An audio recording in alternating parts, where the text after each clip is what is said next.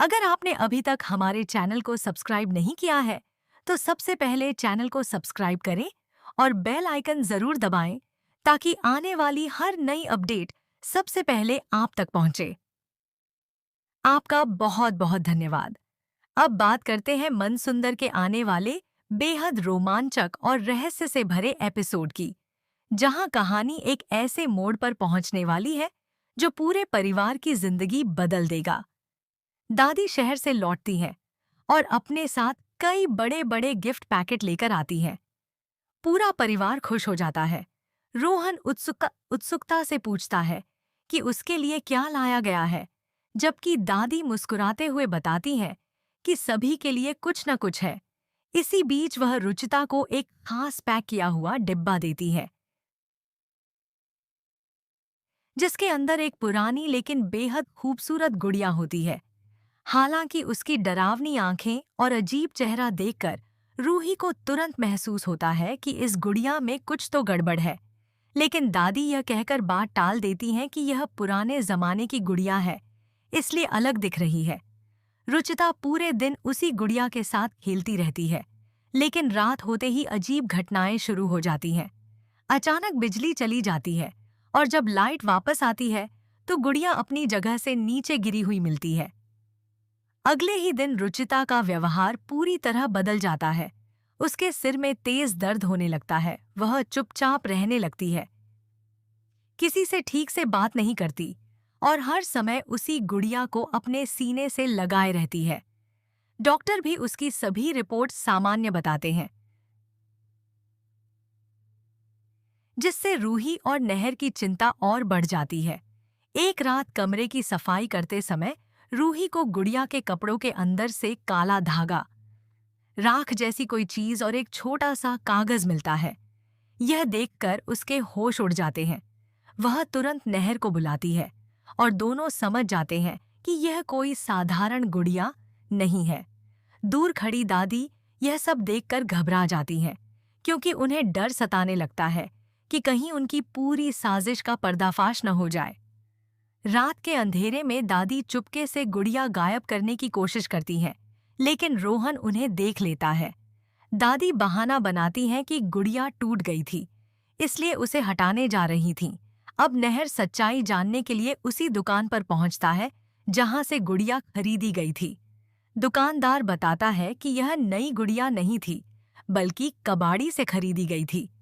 जब नहर कबाड़ी के पास पहुंचता है तो वह तुरंत दादी की तस्वीर पहचान लेता है और साफ साफ कह देता है कि यही बुजुर्ग महिला खास तौर पर इसी गुड़िया को खरीद कर ले गई थी।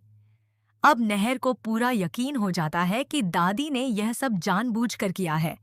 घर लौटकर वह दादी से सवाल करता है, लेकिन दादी खुद को निर्दोष बताती रहती है।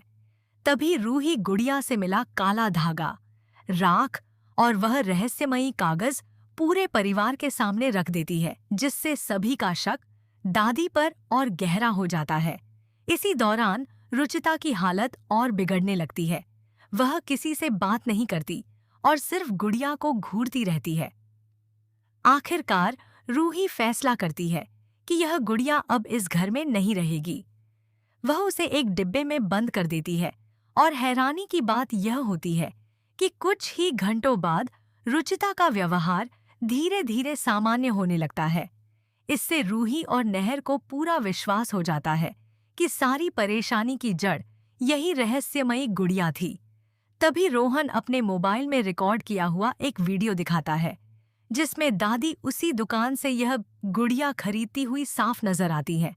पूरा परिवार दादी से सवाल करने लगता है, लेकिन वह फिर भी यही कहती हैं कि उन्हें नहीं पता था कि गुड़िया के अंदर क्या छिपा है। परिवार उनकी बात पर भरोसा नहीं करता। रात के समय दादी किसी अनजान व्यक्ति को फोन करके कहती हैं कि उनकी पहली योजना सफल नहीं हुई, इसलिए अब दूसरा रास्ता अपनाना पड़ेगा। दरवाजे के बाहर खड़ी रूही उनकी पूरी बात सुन लेती है और मन ही मन फैसला कर लेती है कि अब वह हर हाल में दादी की सच्चाई सबके सामने लाकर रहेगी। तभी दादी उसके कमरे में पहुंचकर उसे धमकी देती है कि अगर उसने नहर को कुछ भी बताया तो इस बार उसे दोबारा किडनैप करवा दिया जाएगा। रूही डरती जरूर है, लेकिन हिम्मत नहीं हारती और साफ कह देती है कि सच को ज्यादा दिनों तक छिपाया नहीं जा सकता।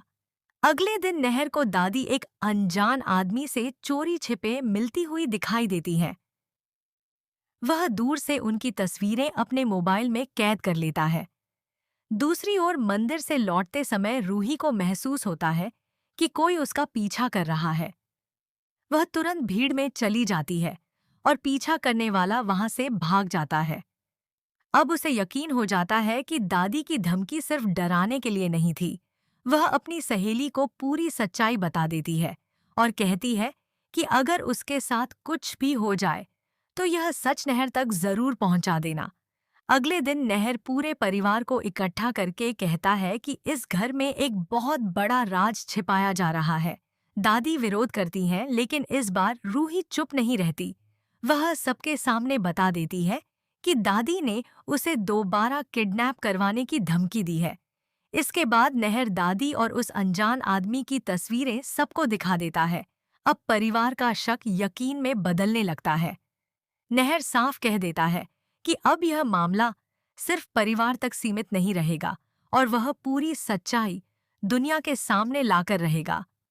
दूसरी तरफ दादी के मन में रूही और रुचिता के लिए नफरत लगातार बढ़ती जा रही है।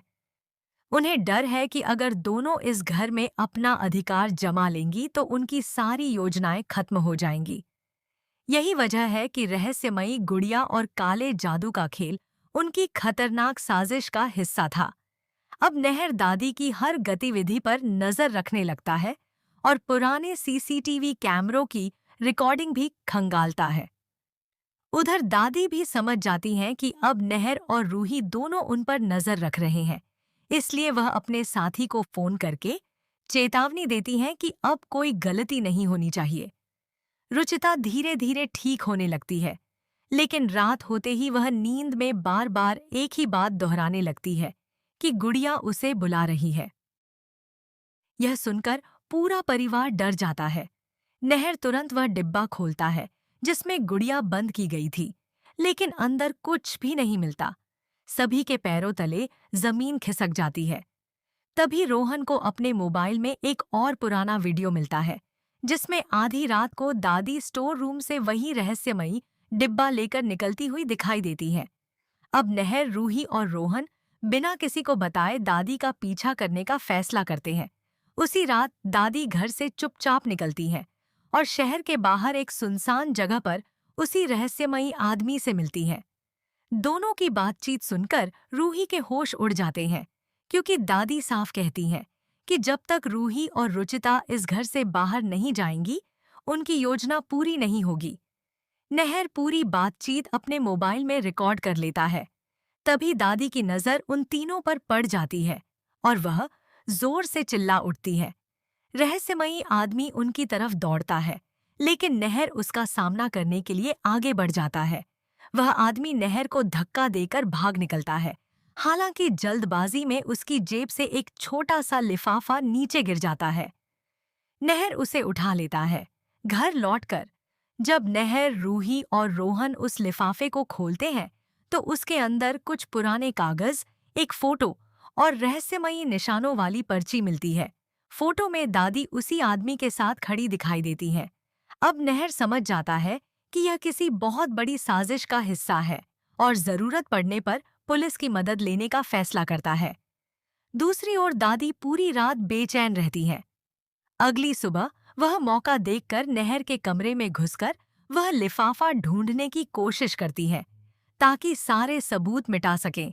लेकिन तभी रूही समय रहते वहां पहुंच जाती है और दादी की नई चाल भी नाकाम हो जाती है। अब आने वाले एपिसोड में देखना बेहद दिलचस्प होगा कि क्या नहर इन सबूतों के दम पर दादी की पूरी सच्चाई सबके सामने ला पाएगा, या फिर दादी एक बार फिर कोई नई खतरनाक साजिश रचकर खुद को बचाने में कामयाब हो जाएंगी। दादी को नहर के कमरे में देखकर रूही तुरंत समझ जाती है कि वह किसी जरूरी चीज की तलाश कर रही है। रूही बिना कुछ कहे चुपचाप नहर को इशारा कर देती है। नहर पहले से ही सतर्क होता है और कमरे में छिपे कैमरे की रिकॉर्डिंग चालू कर देता है।